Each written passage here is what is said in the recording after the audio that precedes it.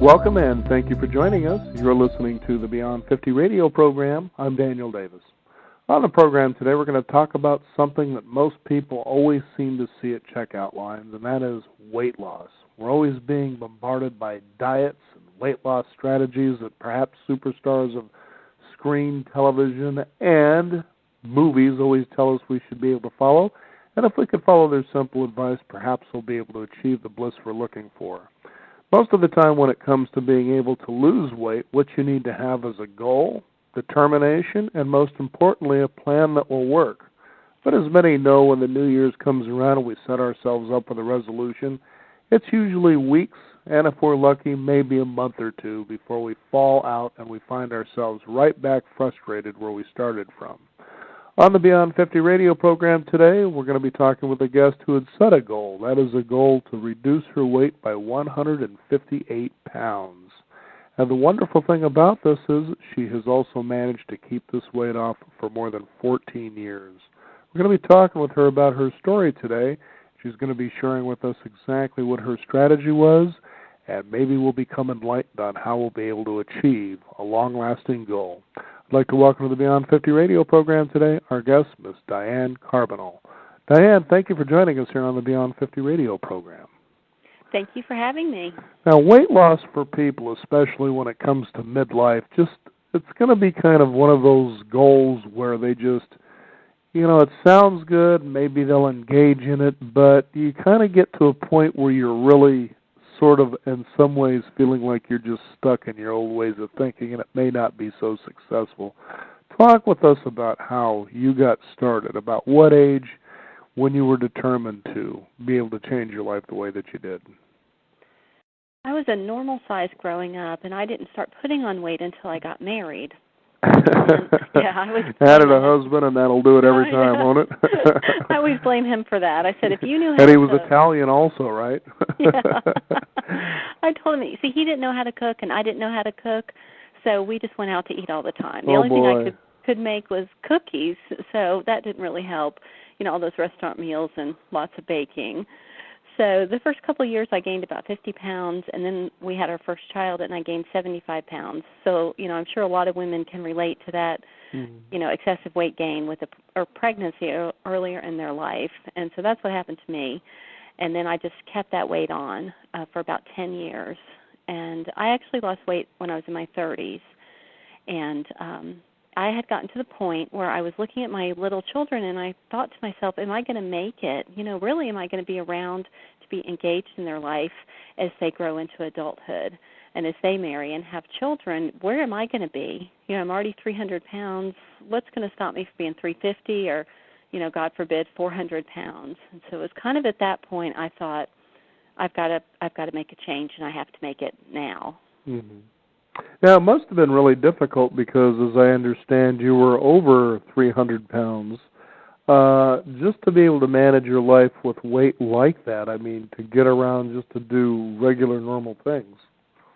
It was really hard. Mm-hmm. I found it hard, to go to the mall and go shopping if the family wanted to go shopping, or if we lived in Florida at the time and we were not that far from Disney World, and my husband wanted to take the kids or meet my mom there, and I just dreaded it. I would have to walk a little bit, and I'd have to sit down while they rode rides. Or, I never got one of the motorized carts, but I always looked longingly at those people. I thought I would be so much happier, if I could just ride around this park.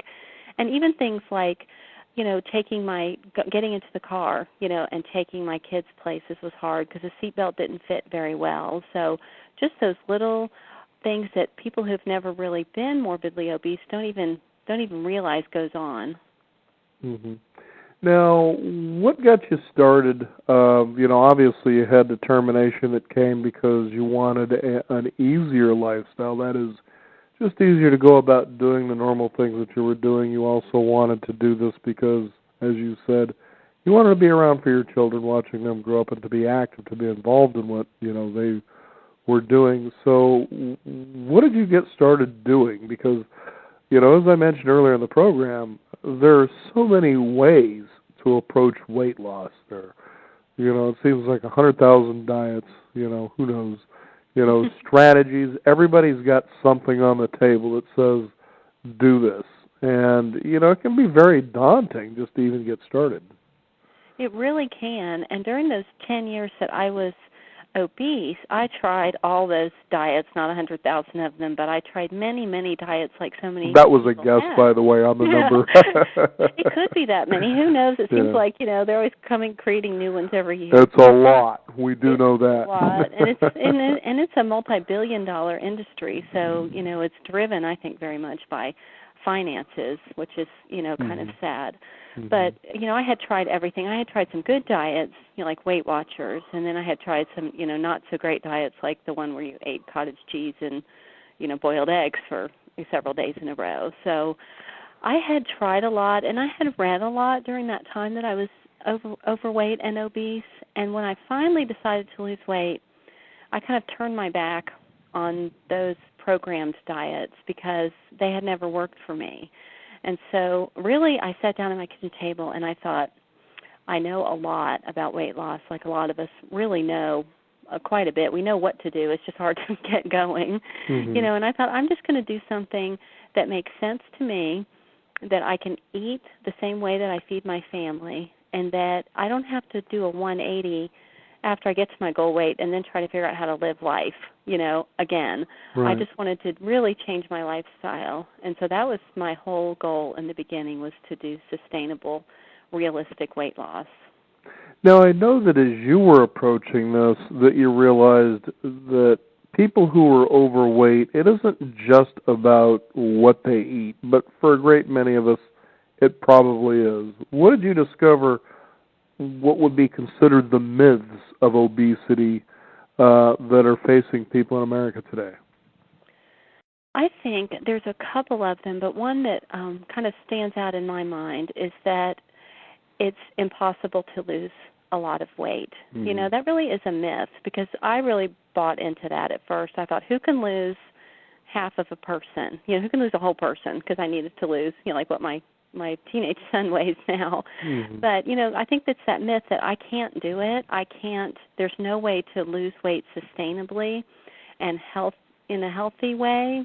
And so I think that's one myth. I think another myth that people buy into is that the medical profession can fix anything that happens to us. And sure, there's weight loss surgery options and things like that, but I have a lot of people tell me, well, I'm pre-diabetic, but if I have to go on insulin, that's just what I'll do. And I always am so saddened, because the medical profession can't always fix the problems that are brought about by obesity. Mm-hmm. So I think those are a couple of myths that we hear floating around. Now, I know that you've written blogs for different people. I know that one of them is for Dr. Oz, which a lot of people are very familiar with. But one of the ones that you wrote for I was a little confused by, and that was Frito-Lay.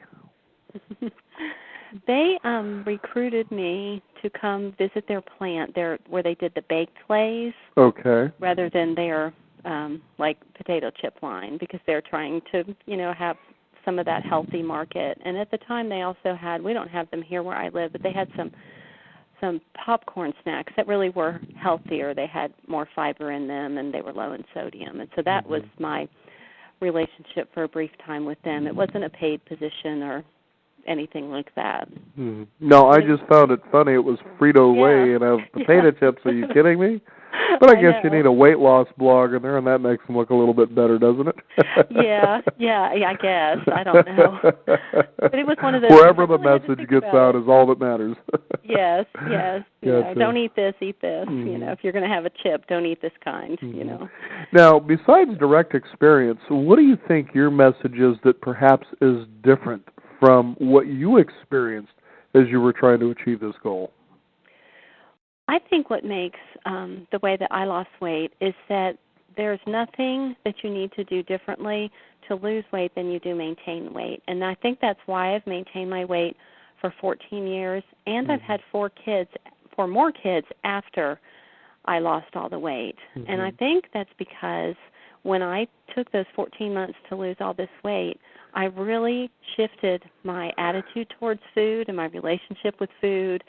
And I stopped relying on food to soothe emotions, and so I kind of had to go through that process. And so once I got to my goal weight, my life didn't look any different than it had when I was losing weight. I wasn't like, oh, woohoo, now I can eat Breyers.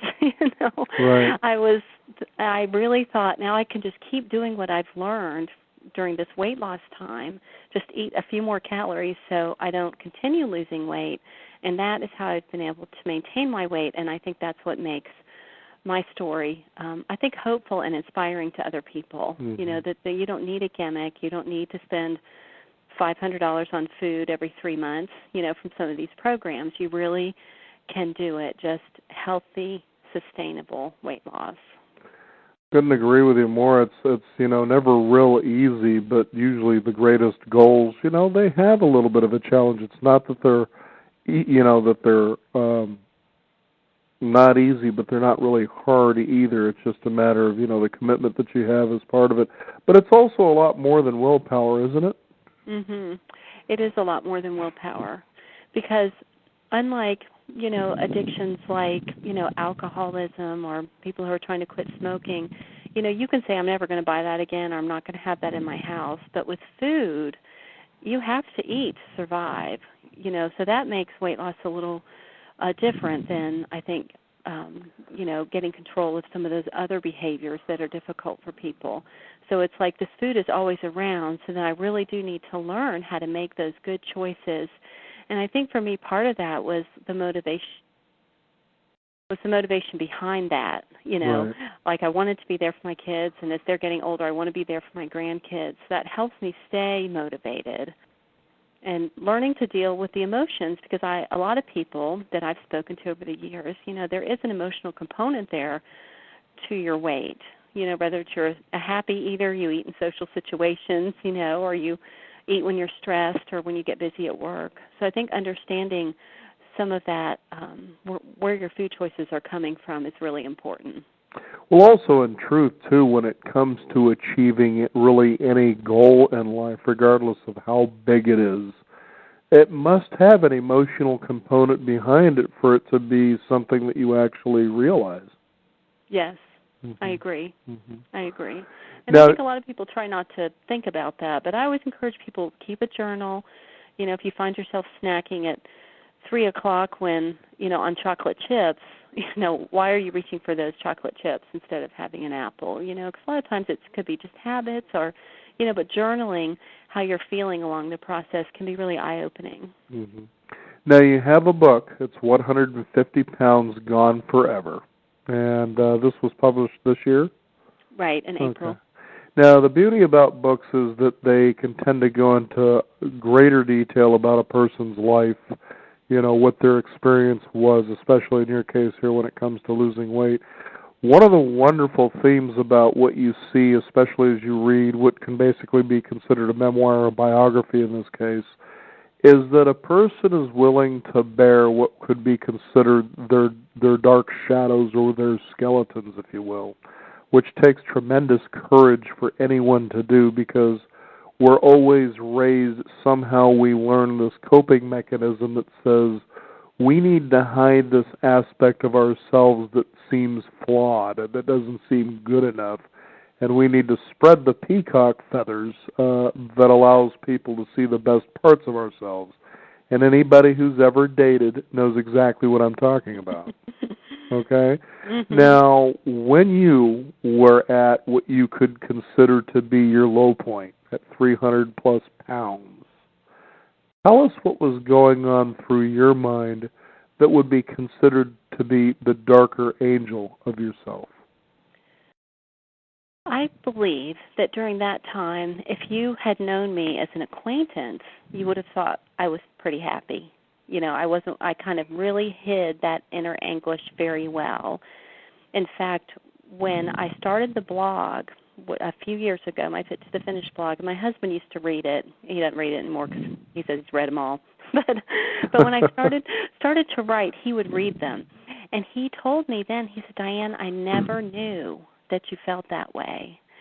And a friend of mine saw it on Facebook, and she told me the same thing. She said, I never knew. She knew me when I was heavy, and then after I had lost the weight as well. And so for me, it was an inner anguish. I would walk into a room, And I would immediately survey the room and realize I'm the fattest person here. And I just would always want to just have the floor swallow me up, or I would be in an elevator and feel like I was taking up more room, or I would walk up to the cashier and I would look at them and I would project what I assumed they would be thinking, like, look at that fatty standing there buying Oreos, and then all the embarrassing moments that happened to me, like I was at a restaurant with a friend and I got stuck in the restaurant booth. I couldn't get all the way in, so I was there kind of hanging off halfway. She's sitting there looking at me, and the waitress is standing there, with our, and, it's like, where do you look? What do you do? And so every time something like that happened to me, I would just sink, inside, and I would get more and more isolate myself more and more. I would do the things I had to do, because I did have small children. Mm-hmm. But anytime I could avoid a social situation, like when my husband had office parties, you could not have paid me money to go. I would just do everything I could, even like lie and say I was sick, so I didn't have to go. And so I just felt like there was a veil, kind of that layer of fat. It's almost like a veil in between me and the rest of the world. Mm-hmm. What do you think your darkest moment was for you? Well, I think, it's hard to say with the darkest moment. I think a lot of the times that I felt really bad were the times I had tried to diet and failed miserably. Right. Those were probably some of the darkest moments where I had tried Weight Watchers, yet again, and I had lost a few pounds. And then I quit, and I would just beat myself up internally. I would say, why can I not get this under control, And instead of, doing something about it, then I would turn to food. And so then that made that dark moment of realizing I had failed again even darker, because there I was, shoveling, McDonald's quarter pounder with cheese in my mouth while I'm, bemoaning the fact that I can't lose weight. So, kind of that spiral of shame, just I went down and down. It was hard. Mm-hmm. It was a hard time. Now, you could see the importance of bringing up this particular topic. It's because of what your mind conversation actually is. Mm-hmm. And I'm sure that you probably may remember some of those mind conversations were probably a lot worse than that at times, weren't they? They were. They were. I mentally beat myself up. Like you're dumb and you're fat and you're stupid and you're lazy. I mean, I called myself all those names, internally, because I would never say them out loud. Sometimes I would make the fat jokes, like if you will see some people who struggle with their weight. And I think I did that as a defense mechanism. I'm going to, bring attention to the fact that I, am 300 pounds before you do, as a self-protective measure. But, yeah, it was a lot of, I would look at myself in the mirror and I would think, how did I get here? When I was married, I was totally normal size, and now I can't even fit into clothes, in the mall anymore. So. And in some cases, as sad as this is, I actually seen this some years back, and I thought, how heartless, but even airlines were charging overweight people, 2 seats. And I was thinking, are you out of your mind? But it's pretty bad how society beats up on people who are overweight. Mm-hmm. It really is. Mm-hmm. It's sad. When I was coming back from Virginia, when I was on the 700 Club a couple of weeks ago, I sat next to a lady who struggled with her weight, and she had to ask, the stewardess for a seatbelt extender. And I just felt for her because I had been right there. I knew exactly, how she was feeling. And it turned out we did have this conversation. She found out my story. And she told me about a time that she needed a seatbelt extender, and the stewardess, the flight attendant, couldn't remember, who had asked for it. So she held it up and, waved it in the front of the plane, who asked me for this? Mm-hmm. And I thought, oh, how terrible, to, like you said, to be treated like that, because they wouldn't have done that for a handicapped person or somebody with a disability. Yeah, fascinating how the mind works and thinks. Now, when you finally got down to the ideal that you were, what did your mind conversation turn into then? Well, as you can imagine, because it took me a little over a year to lose all that weight, those mind conversations, at first there was euphoria. Oh, my gosh, I've lost 20 pounds. I haven't lost 20 pounds. Unbelievable. We're off to the moon next. I wanted to jump up and down. Dr. Oz move over. I'm doing my own show without Oprah Winfrey. That's right. And so during that year, I did experience a lot of highs. Like, sure. Oh my gosh, I lost 20 pounds, and now I'm. Well, it's exciting when you achieve an emotional goal. It was. It was very exciting. But then, within all that excitement, there was some fear there. Like, what is my life going to look like as a thin Diane again? Because my friends, some of them had known me when I first got married, and so they had seen the extreme weight gain and then seen me struggle all those years. But for a lot of people, they had only known me as the fat Diane. And so there was some fear there, like, how are people going to treat me differently? Am I going to finally feel good about myself after feeling terrible about myself for 10 years? So there was a lot of uncertainty going on as well, within the excitement of finally being able to lose weight. Yeah, I don't know if you've ever had other hosts, bring up, what about the mind conversations? And I think that to me is one of the most important elements above and beyond just losing the weight, because this is that internal struggle that everybody faces regardless of whether they're overweight, fat, or they're skinny. And the reason I say that is there was a time many years ago when I was working in the food services industry where I was serving, and it happened to be a couple I was serving, and one of them was a former Playboy model. And this girl here, she looked fantastic, but she was mentally one of the biggest wrecks I had ever seen. And I mean, it was just spilling out, I need to lose more weight. And she was literally crying, and I'm thinking, I don't even know this woman. And I looked at her, I guess it was her husband, and, you could just see that he was helplessly beside himself, that this was something that he lived with every single day. So even people who look what would be considered to be gorgeous and shapely can really be a mental wreck. So that affects everybody, that mental talk that we're talking about here. And the beauty about it is, as someone like, for instance, yourself, Diane, goes through the experience that you had and experiences that darker angel, as I mentioned earlier, within ourselves, you can come to hold it, you come to love it, because that is your enemy, that is your friend and your enemy all at the same time. And you begin to, as you said, with the experience on with the lady on the plane, you begin to compassionately, with empathy, hear the story and see how you can engage with the possibility of hope that says to someone like that, I know exactly how you must be feeling, and this is how I dealt with it. Yes, you're so right, and it doesn't matter what size you are, and your dark angel may not be about your weight or your appearance. It could be about all kinds of things.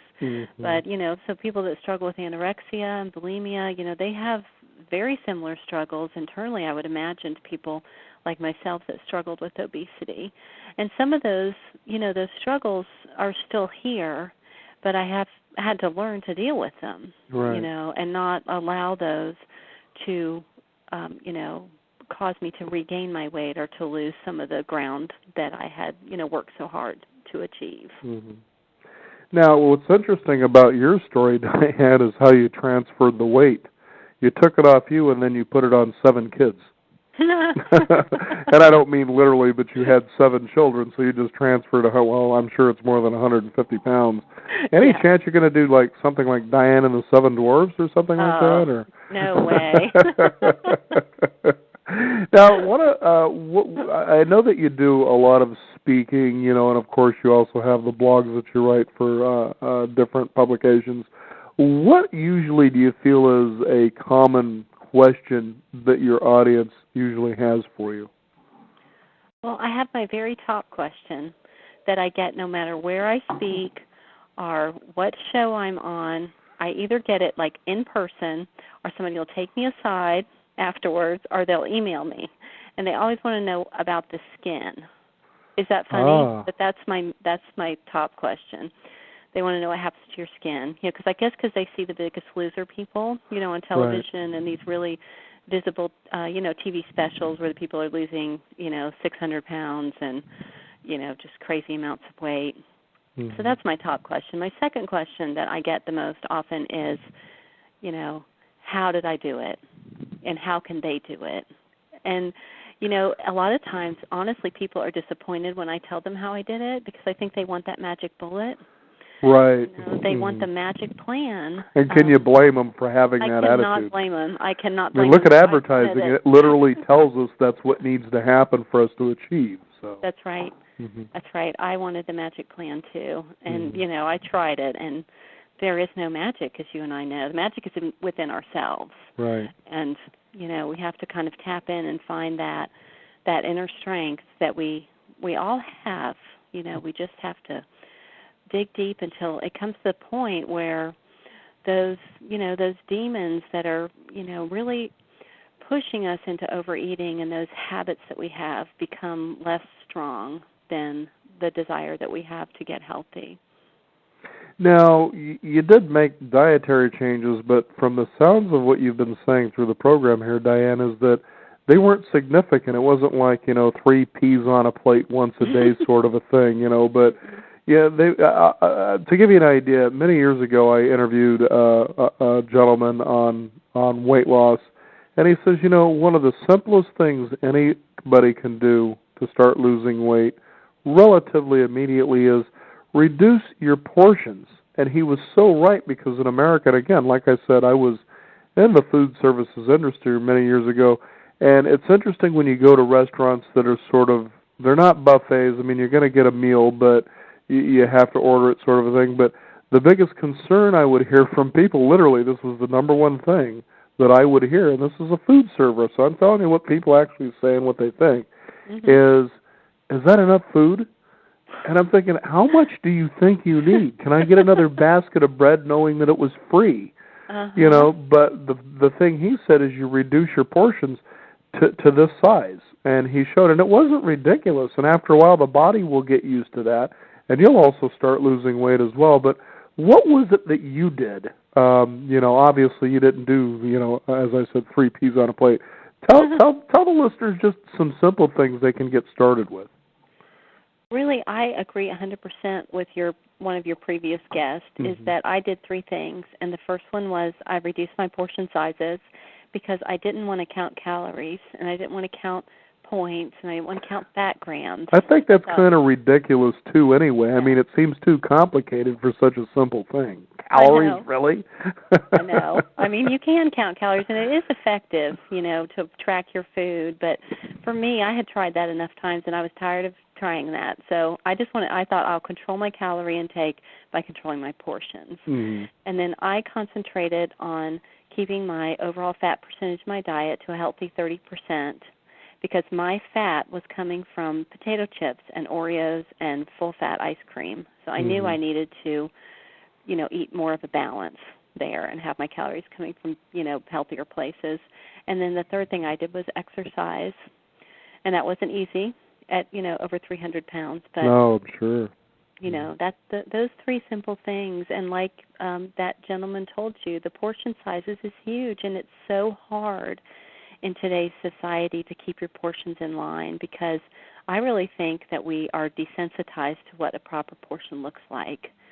If you look at portions 50 years ago and what we eat now, no wonder there's a weight problem. Right. And our young people and our young adults that we see, they're used to seeing these huge restaurant portions like you were talking about.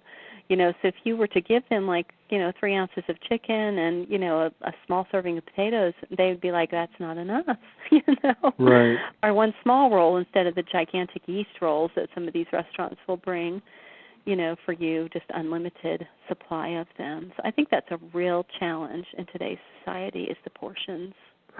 No doubt about that, and the fact that you can drive down any city street, and what is there, a restaurant on every street corner and a half? Right, yes. I'm going to get the cheeseburger on the way to get the cheeseburger. Yes. Kind of thing. Yes. In Portland, Oregon, it's a coffee problem, so everybody's kind of a nervous wreck in the Northwest, but everywhere else it's burgers and so forth. There you go. Diane, tell me, as you got to your ideal person. See, I won't say weight because that's irrelevant in as much as to the ideal person that you envisioned that you wanted to be. Your husband had a reaction, obviously, when he said that he didn't realize you had felt the way you had felt. Right. But what about your children? You know, tell us what was going on with them. Well, what were some things that really endeared you that maybe they had said? Well, of my 3 children that I had at the time, only my oldest was old enough to really understand that I was changing because she was 7. Okay. So I remember her telling me I had probably lost maybe about 80 pounds or so, pretty significant. I was finally starting to look different. And I remember coming out of the bedroom, and I was going, I think, to church or someplace, and I had on a dress and heels, and I'd done my makeup and all that good kind of stuff. And she looked at me with her little face, and she said, "You look beautiful, Mommy." And when she said that, I just started to cry, because she had never said that to me before. Not that I expected her to, but it was just one of those, kind of just spur of the moment, like in her little mind, she thought I looked pretty. And I just remember thinking that was so special that she had, noticed at that point. And the other thing that was interesting about her is that as I continued to lose weight, because then now I looked, of course, totally different than what she had ever remembered. And I remember her kind of patting me on the shoulder and saying, "Are you still going to be the same Mommy?" Because you look different now. Amazing the truth kids come up with, isn't it? I know. And I thought to myself, of course I said yes, but I thought to myself, I hope I'm going to be a better Mommy, for you and for your siblings than I have been. Because although I did all the right things, I certainly avoided any physical activity. If she wanted to go ride a bike, I would say, "Let's wait till your dad comes home," because I didn't want to try to run after her down the driveway, and try to teach her how to ride the bike. I would sit on the steps and watch her, make sure she was safe, but I didn't want to actually get out there and do it with her. So. Now, what has your following been like? I'm sure you've had some sort of a following happening with this, like, wow, a lady that just has what seems to be a realistic way to go about doing this that isn't a magic wand, it isn't complicated. What has that been like? It's interesting because I actually started my book is really based on a weight loss class that I have taught over the years, and that's kind of how I started. A pastor in our church told me after I had lost all the weight, he said, if you wrote all that down and offered it as a class, he said, you'd have a room full of women. And I laughed, but it kind of planted that seed in my mind, like, oh, well, maybe I could do that. So I did. I just wrote down a little simple workbook, and then I would offer classes, and they would come for 10 weeks. And so that's kind of how it started. And so a lot of those ladies had a lot of success, and I think in part because of the support, the group support, as we met every week and talked about our challenges and things. And then I would, like, when people found out about me in my local cities and stuff, I would be in the newspaper, and then I would, get some attention that way and stuff. But I never really sought the spotlight.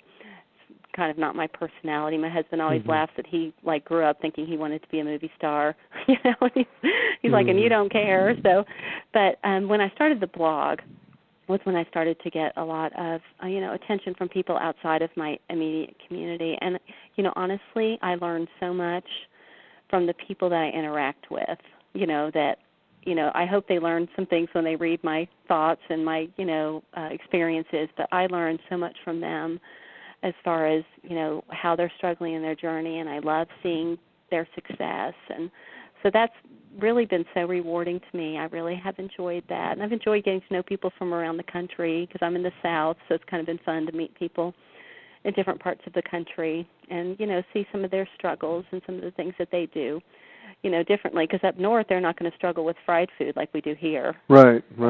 I did a talk at a university, and they said, was there something I would never eat? And I said, I don't eat any fried food.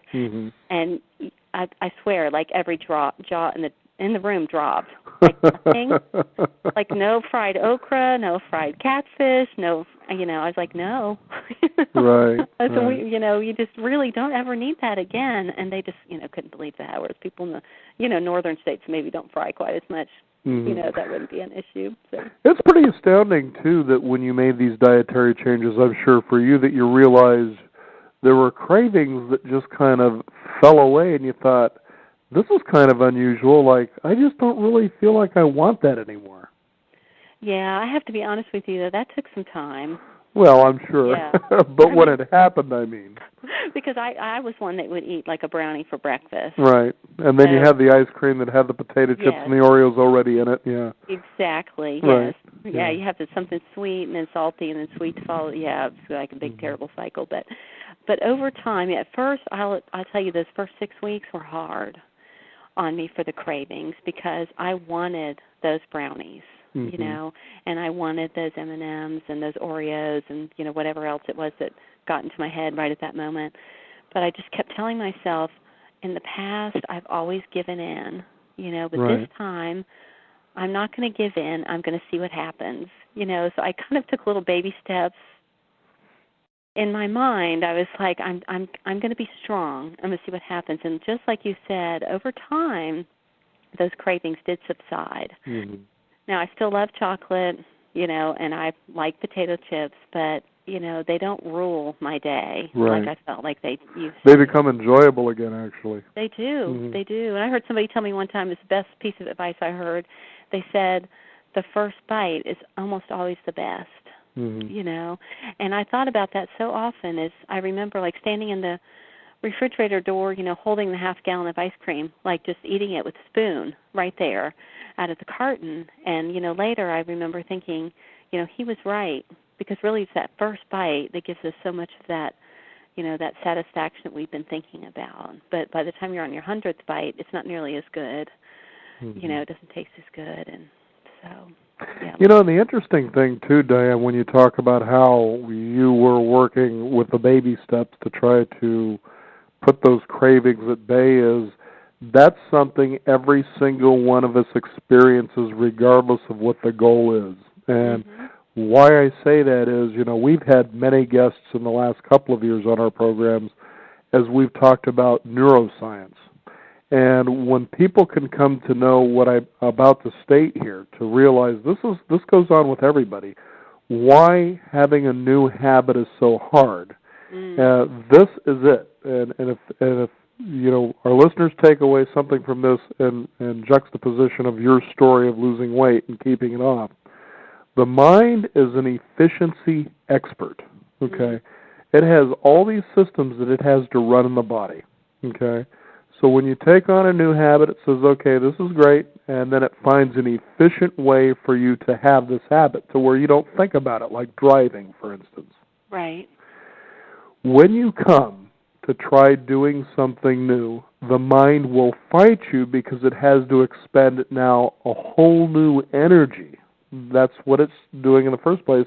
It's expending as little energy as possible because it has so much that it has to do. So it begins to fight you with that little bit of a talk, you know, oh, you're useless, you'll never be able to achieve this, come on, you want that brownie, you want that donut, you want that ice cream with the potato chips and the Oreos, you want these things. Come on, let's just go back to the way things were. It wants to do that because it wants to conserve energy, keeping everything else going. So that's what makes it difficult in the first week to 2 weeks to 3 weeks until it becomes a habit in such a way that the mind can say, okay, now I've incorporated it. I found an efficient way for you to have this habit. Okay, now we can go. And that's true for every single person on planet Earth. And that's pretty enlightening to know that. It is. It is. Yeah, changing those habits is hard. And I think that the challenge with weight loss is that so often we don't really give ourselves time or permission to think about making the change. We just kind of do it by rote, but aren't getting it between our heart and our brain, you know. And so that when we get to our healthy weight or, you know, our ideal person or however you want to put it, we haven't really embraced that new habit. We haven't allowed our brain, you know, to totally be on board because, I mean, if we all did that, then we would all be able to maintain our weight forever. But those old habits creep back in, and I think, like you were saying, really giving your brain and your mind and your heart a chance to really make that shift is what can make the difference in being able to maintain that weight loss that we have all worked so hard. Because that's so frustrating is when you know, I meet people and they're like, oh, I've lost 200 pounds, you know, 20 pounds at a time, you know, and, you know, but I can never keep it off. And I think that's what's so frustrating about the weight loss process. Now, you had mentioned earlier in the program, Diana, about the television show The Biggest Loser. I can see where a program like that, I guess, means well, but for some reason I have a problem with the title of that. And what are your thoughts on something like that? I like the program in that, it brings obesity to the forefront and doesn't sugarcoat some of the struggles that those people who are morbidly obese have. Mm-hmm. So I think that is a good thing. The things that I don't like about the program are many. A lot of it is because of their extreme exercise. People will watch that show and they'll either think two things. One, there's no way in God's green earth I could ever do that. Or they're going to think, I quit. Give me that brownie. I'm done. That's right. I'm going to watch I'll watch the show. them suffer. Yeah, and eat ice cream at the same time, and I'll be cheering these people on, Exactly. Are they going to think, it's absolutely unattainable to lose weight, mm-hmm. Because these people have every wonderful trainer and wonderful food, and they have psychologists and the whole 9 yards, and that's the way that they can lose weight. So I think it's a very unrealistic picture of weight loss, and so I don't like that about the program. And the other thing is I've met a few of the Biggest Loser contestants, and one thing I noticed about them is that they have a tremendous amount of pressure on them to either continue losing the weight or to try to maintain that weight. And both of the ones that I lost haven't had the greatest success, I'll just put it that way, at maintaining their weight. They haven't gone all the way back up, but they certainly look quite a bit different than they did, at the end of the show. And that makes me sad for them because I think this is such a tough journey anyway, and then to be in the public eye like that, after going on that very public television show is hard. So basically your advice to people listening out there is don't go on a television program to lose weight. You don't need to do that. You don't need to do that. Yeah, just get the book. That's really your thing, But just get Diane's book, 150 Pounds Gone Forever, and do it in the privacy of your own home. Stay happy. Now, Diane, give us a website people can find out more. I have two. I have one with my name, DianeCarbonell.com, which talks about my book and has a link back to my weight loss website, which is called FitToTheFinish.com. And I have a lot of before and after pictures and lots of things I've written about exercise and cooking and, real life weight loss, all that kind of stuff. Mm-hmm. Now, I noticed, too, on your website, which I'm looking at the Diane Carbonell website, and that's DianeCarbonell.com, DianeCarbonell.com, that one of the things you have on here is building a better business by building a healthier you. Do you go out and consult with businesses? I do. I have in the past, gone into their business and just given them a seminar on how to, encourage their employees. I do a lot of wellness seminars with businesses, and I've just finished a seminar with the university here. They were doing a wellness challenge. I'll be speaking at a hospital soon. So I do a lot of public speaking, and I really do enjoy that. Now, do you find, Diane, as you've achieved, see, we've got food on the brain here, achieved the weight loss and the goal that you have, do you find it kind of incredible, if this actually happens for you, that as you go out on public speaking, that sometimes you find yourself talking about goals or inspiration that maybe have nothing to do with losing weight at all? Sometimes we do, yes. And a lot of times I do try to relate weight loss to real life, because as I was gaining weight, like I told you earlier, I was so frustrated. Why couldn't I do this? Why couldn't I get this under control? And at some point, when about the time I was ready to start losing weight, I realized that I was good at a lot of things, not at everything, but I tried to be a good mom, and I had a little side business, and I was good at that. And when I worked full time, I was trying to be a good employee and all those things. And I remember thinking, weight loss is just a skill I haven't conquered yet. And so I talk about that, when I'm talking to businesses and people outside of the weight loss arena, because, a lot of ways it's a skill that you just have to learn, that you've either lost it, or never really got it from the time you were a child, that skill of eating well and eating healthy and living a clean life. Well, Diane, I actually have to say that's a first. In more than 8 years of broadcasting Beyond 50, I have yet to hear anyone who talked about losing weight ever say, until today, that losing weight and maintaining it is a skill. That's pretty encouraging. Yeah. It's one that can be learned. Absolutely. And your mind wants to learn new things.